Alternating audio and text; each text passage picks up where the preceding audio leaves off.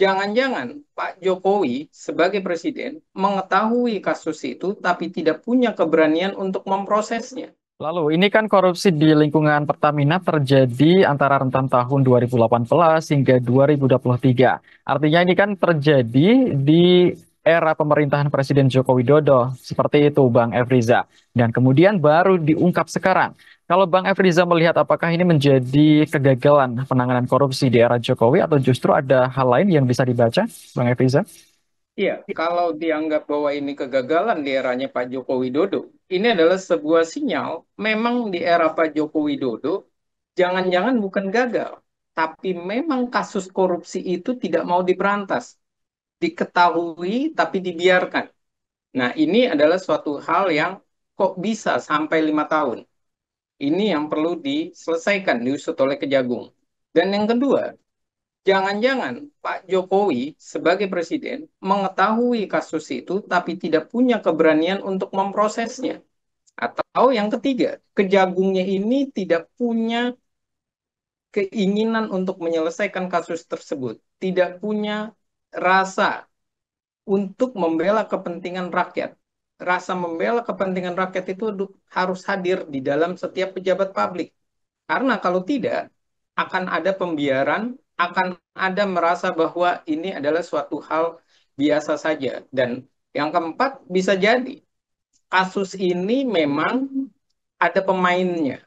Pemain dalam tanda kutip ini adalah aktor utamanya yang berada di posisi puncak dari Kementerian BUMN misalnya, atau yang mengelola BUMN, ataupun di dalamnya itu tanpa dilakukan pengawasan yang ketat, karena kesadaran bahwa ada kasus ini dan kemudian pengawasan itu tidak terlalu ketat supaya tidak muncul ke permukaan. Dan sisi yang lain, inilah yang terjadi. Bagaimana subsidi kita selalu tinggi, selalu meningkat, tapi ujung-ujungnya masyarakat tidak pernah merasakan dampak pemberian subsidi ataupun merasakan manfaat subsidi secara masif. Oke, jadi Anda mengatakan tadi berbagai kemungkinan bisa terjadi, ada mungkin aktor di balik layar semua ini sehingga kasus yang harusnya bisa diungkap saat itu seperti seolah-olah dibiarkan begitu ya Bang Efriza ya. Kemudian sekarang baru mengemuka ke publik dan terungkap oleh Kejaksaan Agung seperti itu.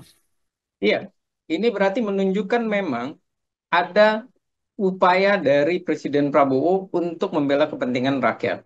Sisi yang kedua bisa dibaca dari kasus ini, jika Pak Prabowo membiarkan, menjadi pertanyaan publik, apakah Pak Prabowo ini masih ada keterkaitan, ada kekhawatiran oleh orang-orang yang pernah menjabat sebelumnya yang bermain di sana, ataupun kekhawatiran wajah publik akan merasakan bahwa era pemerintahan Pak Jokowi itu adalah gagal dalam memberantas korupsi. Nah, ini adalah pertanyaan publik yang harus dijawab oleh Pak Prabowo.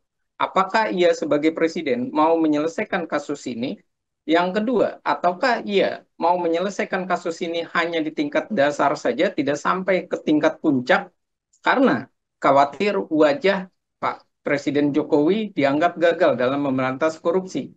Nah, hal-hal ini yang perlu dijelaskan dengan terang benderang, dengan sebuah perintah, sebuah arahan bahwa Kejagung harus menyelesaikan kasus ini dengan terang benderang dan tidak peduli wajah pemerintahan Presiden Joko Widodo yang merupakan dianggap sekarang ini Presiden Prabowo menjalankan Kabinet Indonesia tahap kedua, tapi Pak Prabowo harus menunjukkan bahwa ia tidak pandang bulu.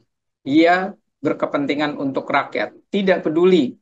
Walaupun yang dulunya adalah orang yang membantu pemenangannya, tapi ternyata pemerintahannya buruk, maka biarlah publik yang memberikan sentimen itu. Biarlah publik yang menjudge siapa yang bermain di belakang dan siapa yang dianggap gagal mengelola pemerintahan dan negara ini. Download Tribun X sekarang, menghadirkan lokal menjadi Indonesia.